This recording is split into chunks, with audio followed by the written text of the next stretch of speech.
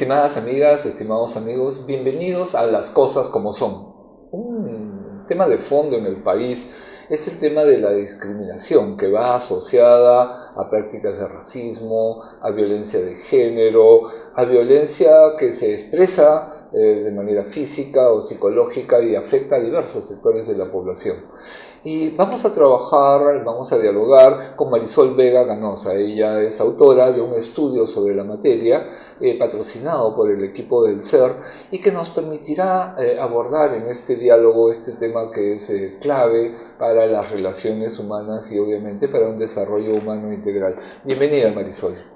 Un gusto estar con ustedes, gracias por la invitación. Cuéntanos, ¿cuál es la preocupación central que aborda esta publicación? La discriminación en las relaciones en particular de adolescentes, hombres y mujeres. Estamos hablando de ¿qué grupo de edad?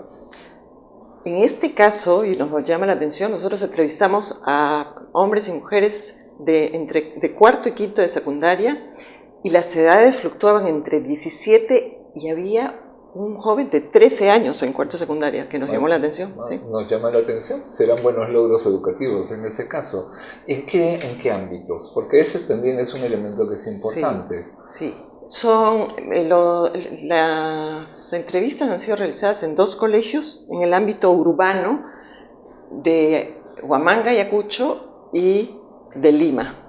Claro, en el caso de Lima, me comentabas, fuera de cámaras, que era Alfonso Ugarte, ¿no es cierto? Pero Alfonso Ugarte es como una especie de colegio que recibe adolescentes, en este caso, de varias zonas de Lima. De diversísimas zonas de Lima. Ok, creo que eso es muy interesante porque lo que nos está poniendo es un espacio en el cual hay, en este caso, chicos y chicas de básicamente los mismos rangos de edades y que tienen un punto de encuentro, en el caso de Lima, un colegio emblemático como el de Alfonso Ugarte, y obviamente pasa lo mismo en el caso de... Así es, el grupo es bien heterogéneo. ¿Y cuáles son, digamos, las expresiones más significativas de esta temática de la discriminación que el estudio ha encontrado, ¿no?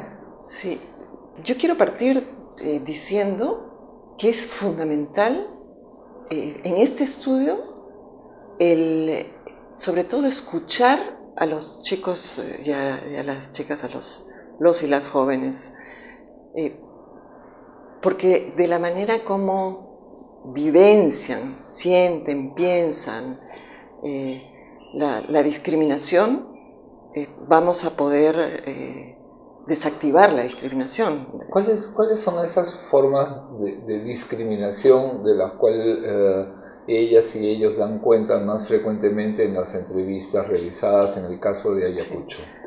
Bueno, han expresado, hay un concepto que es de racismo social o raza social, me parece que es Walter Tuanama quien lo puso, y es que no solamente hay una discriminación por color de piel, por lugar de procedencia, por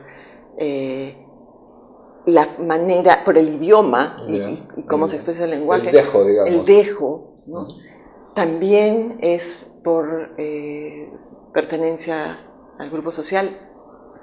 También, y es muy marcado, y no quiero dejar de decirlo, es la contextura física. Y en esto, sobre todo las mujeres, han dado cuenta, tanto en Lima como en Ayacucho, de cómo les afecta la inferiorización por ser gordas. ¿No?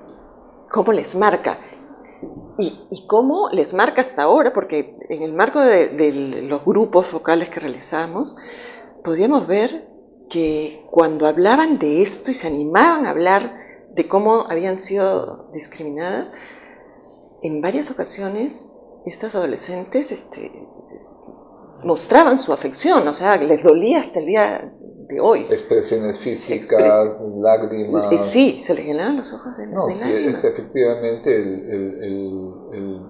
digamos, genera, ¿no? Están asociados a prácticas sumamente agresivas, ¿no? Claro, que no son necesariamente físicas. No es física. Son psicológicas, que calan y que dañan, ¿no? soterradamente y dañan mucho. Fíjate, este punto que tú estás incorporando me parece importante subrayarlo, porque generalmente identificamos la violencia como el acto físico, el golpe, digamos, ¿no?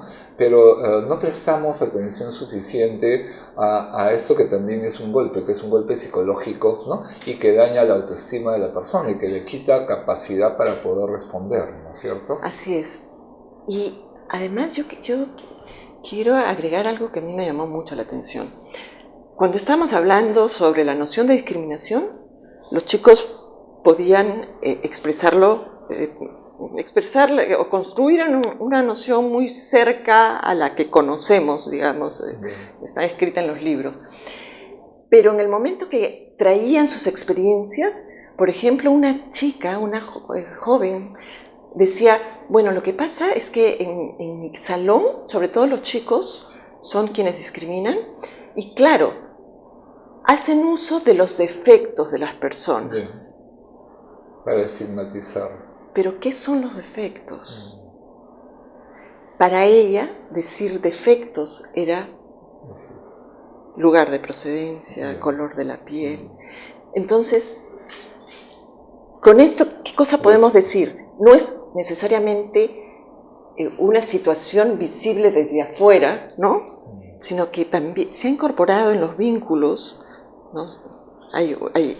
Se ha interiorizado que eso ya es un defecto.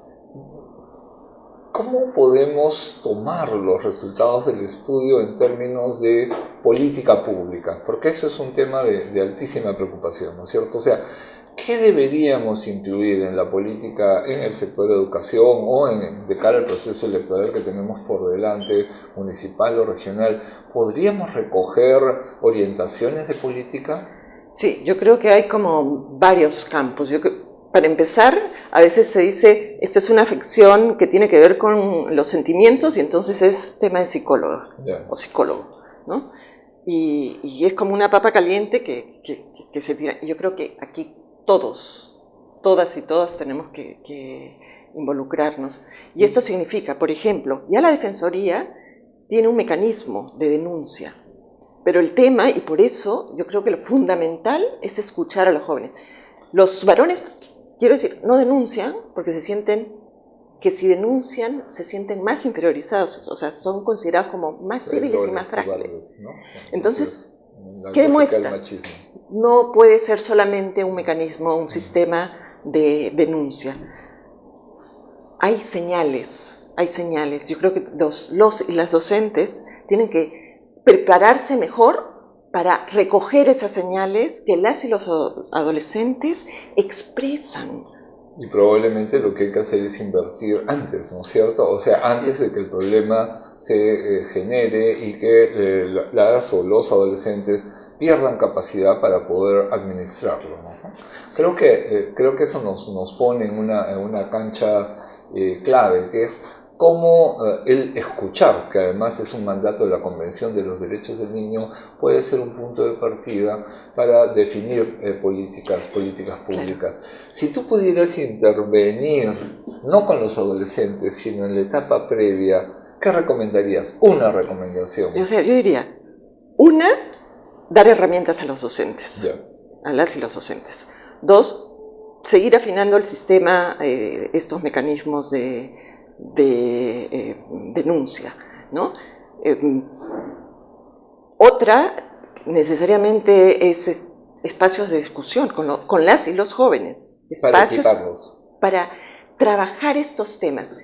Cuando empezamos la investigación y hablábamos de cuáles son los problemas de las y los adolescentes, que fue la primera pregunta, digamos, por ahí aparecía el tema de discriminación. Pero una vez que empezamos a escarbar el tema, y es que allí aparecen todas las experiencias vividas, todas las experiencias de cada quien y cómo les impacta y el daño que hace.